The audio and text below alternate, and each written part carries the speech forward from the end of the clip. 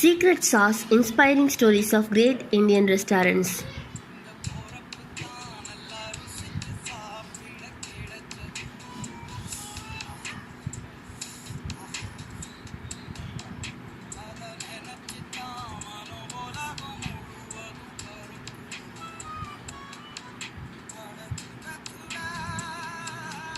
Adayar Ananda Bhavan, a sweet stall that became a super-sized chain.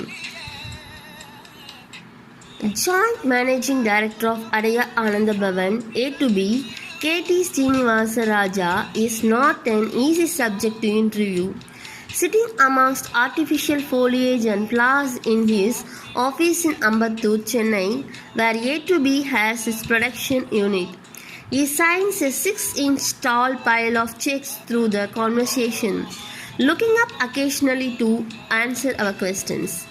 Clearly, even if the business has grown to nearly 100 outlets from the single sweet stall where it all began, the enterprise is still tightly controlled by the family, just as it was when his father, K. Tirupati Raja, started his first sweet shop in 1965. Apparently, Raja, as he was known, allowed no one access to the Kalapati, the cash box. Justifiably so, for this humble sweet maker had clawed his way up in life, often coming precariously close to being broken up by the sharp vivacities of fortune before he could establish a business that began to yield returns and assure him a settled life. Yet to be now a familiar presence in cities and towns across Tamil Nadu and Karnataka and occupying prime locations on arterial highways, also achieved another milestone by opening its first overseas unit in Frisco, Texas in 2017. The chain owes its success to the perseverance and never say die attitude of the founder K. Tirupati Raja. At a very young age, he seemed to know that he wanted to go somewhere, achieve something big. Even he wasn't entirely certain where or what that was when he set out. In 1938, at the age of 10, he ran away from his home in Rajapalayam to escape the fate of being a farmer. In the era when child labor was not frowned upon, the little boy went to work at the lunch home in Chennai as a cleaner, literally working himself to the bone. There he formed a bond with the master, Achyutan Nair, a man he could remember through his life. It was from Nair that the young Raja learned the basics and nuances of cooking. The experience also impressed on him the important role the master played in a food business. For Adayar Ananda Bhavan, he would pick the masters with care and train them personally. The cleaning job took a toll on his health. After a brief spell repercuting at home in Rajapalayam, Raja went to Mumbai, seeking his fortune there. He was employed as a mill hand, but a shutdown to put paid to that career, and he came upon the first of the many hurdles he would face. Raja's life was increasingly beginning to resemble the black and white Tamil tragedy films of the time. Interestingly, he was frequenting the area around Filmstation in Mumbai. He befriended a man working in the film industry who tried to convince him to join the movies. Raja was not tempted, though his mind was set on being a businessman. Unwilling to return to the farming life back in Rajapalayam, he became a dealer in books and vessels, targeting the Tamil community in Mumbai. Marriage and the demands of starting a family required him to return home. Armed with the sweet-making skills he had learned from the friend in Mumbai, he opened his first shop in Ambalapuli Bazaar in 1965. It did reasonable business, but the profits weren't big enough to keep Raja out of debt. He then took a sugarcane farm on lease, even experimenting with the sweet made from sugarcane and coconut oil. However, a cyclone in 1973 destroyed his farm and therefore his business. His sons say that was one of the lowest points in Raja's life. A friend then suggested he open a sweet shop in Bangalore, and Raja found a place in Sri Rampuram. One by one, his two sons, Venkatesh Raja and Srinivasa Raja, discontinued their studies and joined their father, helping him source supplies and produce the sweets and souvenirs Srinivasa Sweets came to be known for.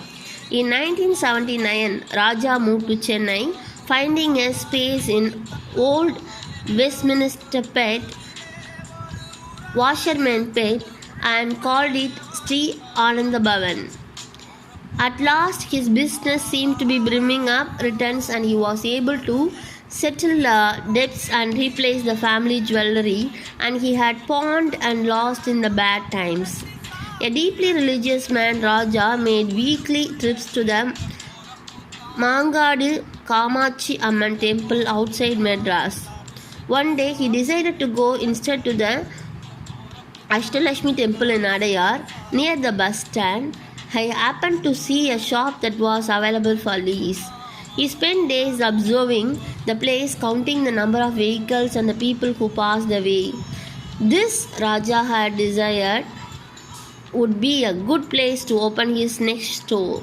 But fate was unkind. Yet again, the property was embroiled in a sublease complication. It took him a year and a half to finally acquire the place, and in 1988, it was inaugurated by Kribananda Warrior, the spiritual teacher Raja was devoted to, and Adayar Ananda Bhavan opened its door to its first customer. 4 years later, Raja opened an outlet in Purushavakam, and the extra space allowed Raja to offer chant, an arrangement he had observed in Mumbai sweet shops. The Kolkata style chat won over Chanalties. Later, the Raja family opened a store in Pondicherry and, encouraged by customer requests for hot food, decided to branch out from sweet stalls and open Adayar Ananda Bhavan first self-service restaurant, marking their foray into the business. There was a demand from customers who enjoyed our sweets and souvenirs for breakfast, lunch and dinner. Srinivasa Raja says the success of their first restaurant and the stimulus surge in the sale of sweet because of the additional food stalls for the restaurant convinced the A2B team that the all-in-one model and large units to the sweet stall and a morning to night restaurant was the way to go. The smart thing A2B did was to ensure that the street display was clearly visible from the seating area. It is believed that customers who keep seeing the streets while they have their meals invariably make a purpose. Traditionally, all A2B are quick service restaurants known for their speed, affordability and convenience. The self-service areas are arranged so that customers see the food first and then buy, same as set up as sweet counters.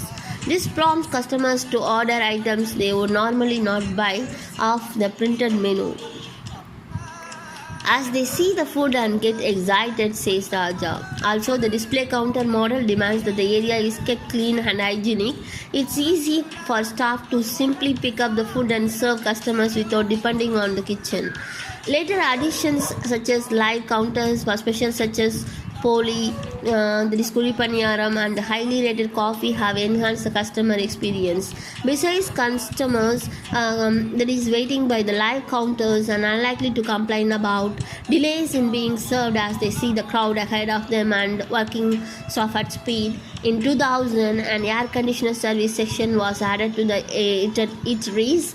In addition to the self-service area, realizing that customers, especially those who came in group, found it difficult to go back and forth from the service counter and were willing to pay for service, A2B introduced an air-conditioned dining hall with table service in its outlets. These were well integrated into main unit and served at the same kitchen. At the dining hall, waiters do what the customers do in the service section.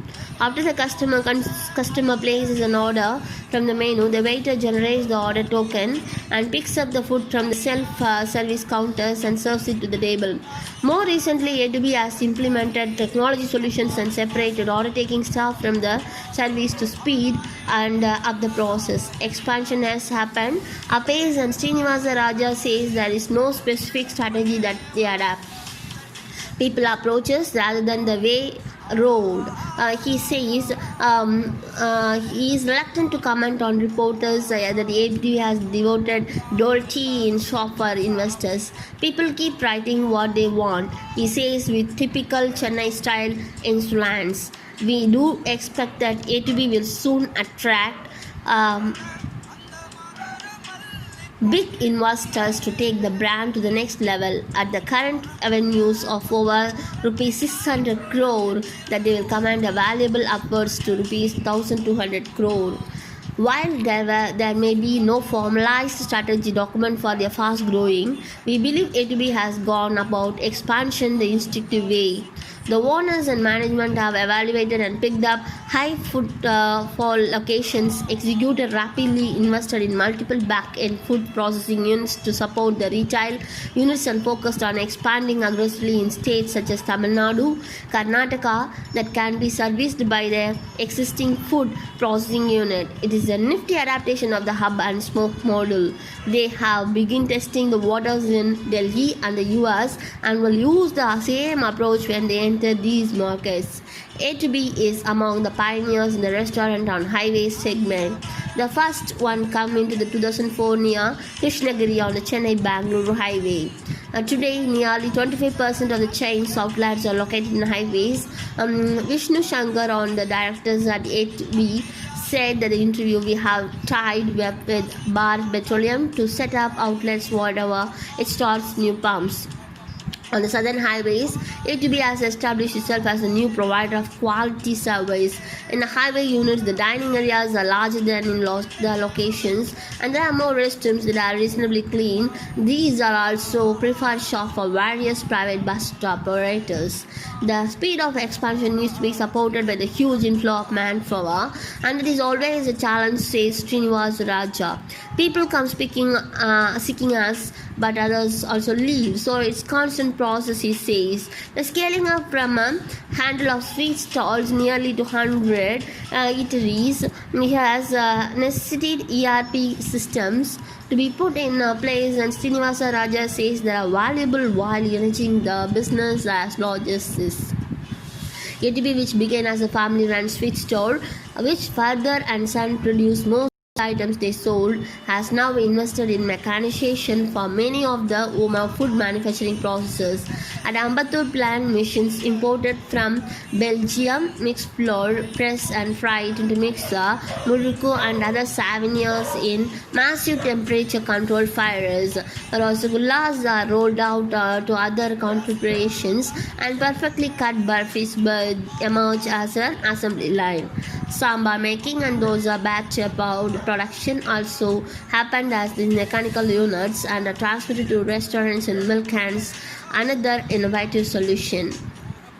The branches upload their requirements on custom-built software every evening. In the morning, A2B vans sped toward them, carrying their loads of sweets, souvenirs, and base products.